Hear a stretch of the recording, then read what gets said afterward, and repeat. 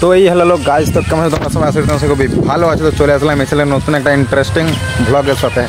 তো গাইজ আজকে বাড়ি থেকে ব্লগটা স্টার্ট করছি, বাড়ি থেকেই না মানে রোডেই, আমাদের রাস্তাতেই। তো বৃষ্টি বৃষ্টি হচ্ছে, তো যাই হোক।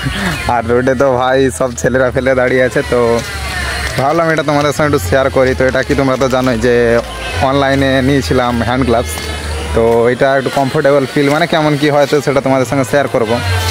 যদি ভিডিওটা ভালো লাগে থাকে লাইক শেয়ার অ্যান্ড সাবস্ক্রাইব করে দেবো, ঠিক আছে? এটা তো কালকে লাইভের জন্য লাইভে এটাকে ওপেন করেছিলাম, তো ঠিক আছে তোমাদের সঙ্গে আরেকবার আনবক্সিং করবো, ঠিক আছে? তো চলো ভিডিওর মধ্যে থাকো, দেখলে মানে থাকলে দেখতে পাবে আর কি।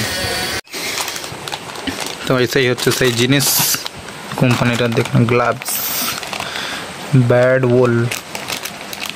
तो इस बैड वोल कंपनी है भाई।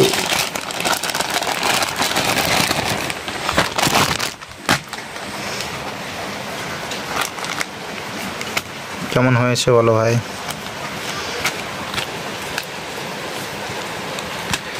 হাতে তো সেট করে যাবে ভাই। যাই হোক, এইটা